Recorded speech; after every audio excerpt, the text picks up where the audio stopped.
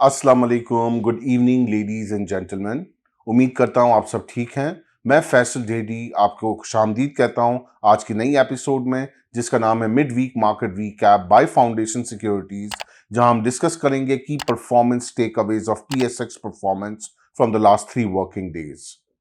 अगर हम performance level पे निगाह डालें तो पीर वाले दिन इंडेक्स 40,985 इंडेक्स पॉइंट के साथ स्टार्ट हुआ और आज वेडनेसडे के दिन it manages and settle to close at 40,816 index points के साथ मजमूई तौर पे 170 पॉइंट्स की गिरावट देखिए इन the benchmark KSE 100 index over the last 3 working days.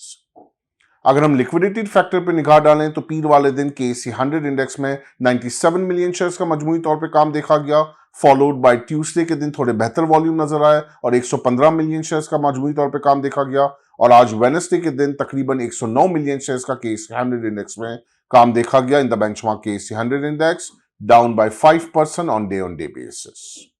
What a week started off. पहले वीक पे बात करने से बेहतर आज की जो मैं ताज़ा खबर पे बात कर लूं कि आज दोपहर के वक्त में हमारे फाइनेंस मिनिस्टर मिस्टर इसाक डार साहब और पूरी PDM जिन्होंने अटेंड की थी इंटरनेशनल कॉन्फ्रेंस, उसके अब सदेबाब वो प्रेस कॉन्फ्रेंस कर रहे थे और उस प्रेस कॉन्फ्रेंस में उन्होंने हाईलाइट किया कि SOE से रिलेटेड या गैस सर्कुलर डेट को रिजॉल्व करने के पॉइंट ऑफ व्यू से उसमें हम ये डिविडेंड पेइंग के जरिए हम उसको रिजॉल्व करेंगे और जिसके बाद हमने देखा कि मार्केट के अंदर एक बहुत बेहतर हलचल नजर आई, अच्छे वॉल्यूम्स नजर आए स्पेशली तमाम SOEs के अंदर और उसमें भी ज्यादा स्पेशल SOEs वो जिसमें ENP सेक्टर है जो PPL OGDC के अंदर हमें ज्यादा रिफ्लेक्शन नजर आई, तमाम स्टेक होल्डर्स और इन्वेस्टर्स का इंटरेस्ट बाइंग साइड पर नजर आया। तो उसमें हम यही एंटिसिपेट कर पा रहे हैं कि कमिंग डेज के अंदर कुछ इससे कॉम्प्रिहेंसिव प्लान सामने आ जाएगा सर्कुलर डेट को रिजॉल्व करने के लिए और डिविडेंड के फॉर्म में भी शक्ल सामने आ जाएगी कि कितना हम एक्सपेक्ट कर सकते हैं PPL OGDC के अंदर one time dividend.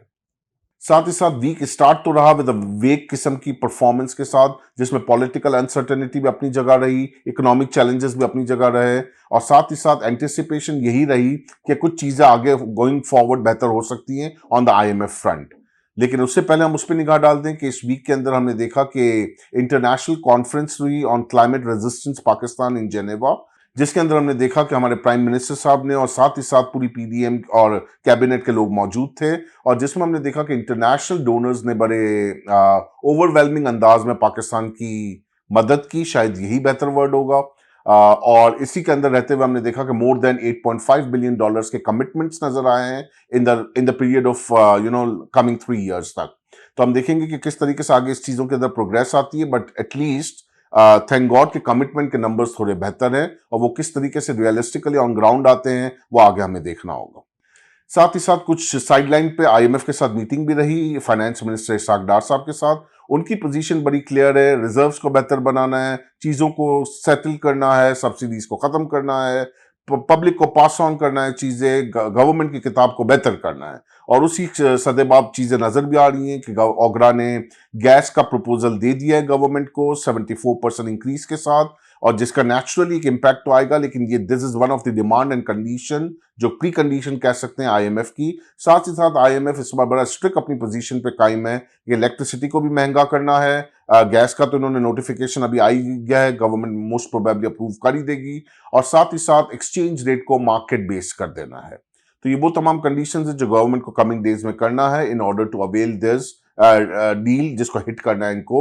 Shortly, because हमारी रिजर्व्स की position is not very significant, is not very good right now. हम इस वक्त 4.5 बिलियन डॉलर्स पे खड़े हुए हैं रिजर्व्स की पोजीशन पे, जो कि हमारा लेस देन 4 वीक्स का इंपोर्ट कवरेज रेशियो बनाता है। फिर वीक स्टार्ट हुआ तो हमने ये भी देखा कि कुछ थोड़ी सी इन्वेस्टर की तरफ से मायूसी नजर आई एक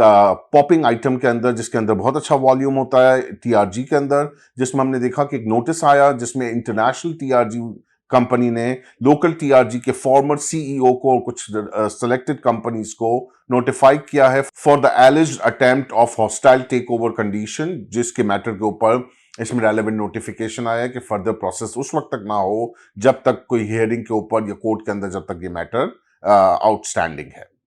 तो उसके बाद हमने देखा कि इन्वेस्टर का थोड़ा सा पैनिक मोड नजर आया TRG के अंदर और इससे रिलेटेड तमाम वो स्पेकुलेटिव स्टॉक्स के अंदर रिलेटिवली थोड़ी सी गहमा गहमी नजर आई थी। अभी भी अगर ओवरऑल मार्केट का जायजा लें और फ्रॉम द सेल्स पर्सपेक्टिव में बात करूं तो सिर्फ एसओईज के अंदर ही हमें अच्छा वॉल्यूम नजर आ रहा है। Rest of the market low volume का शिकार है, चीजें कंसर्निंग हैं, लोगों को समझ नहीं आ रहा किस डायरेक्शन में रहें। और one of the important factor जो मैंने इतने टाइम के अंदर देखा है वो इस बार इन्वेस्टर का डिसीजन पावर ही बिल्डअप नहीं हो पा रहा कि शाम को घर जाएंगे तो कौन सी नई खबर आ जाएगी या कौन सी चीज ऐसी हो जाएगी जो कि कल के लिए मार्केट के लिए अच्छी साबित ना हो। तो ये खौफ की फिजा, ये कंसर्न, ये अनसर्टेनिटी जिसको लेके इन्वेस्टर्स काफी अनडिसेसिव हुए हैं और इस वक्त सिर्फ उसी लाइन में काम कर रहे हैं जिसकी डायरेक्शन थोड़ी क्लियर है और वो है एसओईज स्टॉक्स। स्पेशली अगर नाम हाईलाइट किया जाए तो पीपीएल, ओजीडीसी, एसएनजीपी, एसएसजीसी और PSO. To conclude this, I wish all the best to the finance minister के किसी तरीके से कुछ बेहतर इकदाम हों ताकि हमें थोड़ा रिलीफ एंड नजर आए रिजर्व साइड पे और जो हमारी अगली आईएमएफ के साथ मीटिंग है उसके पॉजिटिव आउटकम्स आ सके। So from the sales point of view I appreciate कि अगर हम लॉन्ग टर्म पोजीशंस को ही हंट करें, अगर शॉर्ट टर्म ट्रेडिंग करनी भी है तो उन्हीं आइटम्स जिनको मैंने अभी हाईलाइट किया उनके अंदर हम कुछ हद तक ट्रेडिंग पोर्टफोलियो मेंटेन कर सकते हैं। रेस्ट अभी हमें थोड़ा सा जो निगाहें रखनी है वो अपकमिंग मॉनेटरी पॉलिसी पे रखनी है। जो State Bank of Pakistan is all set to announce its upcoming monetary policy on the 23rd of this month और जिसमें बहुत ज्यादा कयास आ रहे हैं और मार्केट एक्सपर्ट्स के ओपिनियन भी हैं कि 1.5% से लेकर 2% तक का इंटरेस्ट रेट हाइक देखा जा सकता है, which in turn to be 17.5 to 18% after the hike, जो कि किसी भी सूरत में ना मार्केट की वैल्यूएशंस के लिए बेहतर होगा ना लोकल बिजनेस कम्युनिटी के लिए बेहतर होगा। तो आई थिंक ये वो कंडीशंस हैं या प्री डिटरमिन्ड कंडीशंस हैं या आप वो कह दें कि आईएमएफ की पहले से कहा गया है कि ये चीजें करनी है। तो जब हम रिफॉर्म्स की बात करते हैं तो reforms are very painful for short term और शॉर्ट टर्म के पॉइंट ऑफ व्यू से हमें ये चीजें एक्सेप्ट करनी पड़ेंगी, एब्जॉर्ब करनी पड़ेंगी। Please share your valuable feedback at info@fs.com.pk. Your valuable feedback is utmost important to us. I, Faisal Dedi, signing off. Take good care of yourself and your investment too. Have a pleasant evening. Goodbye.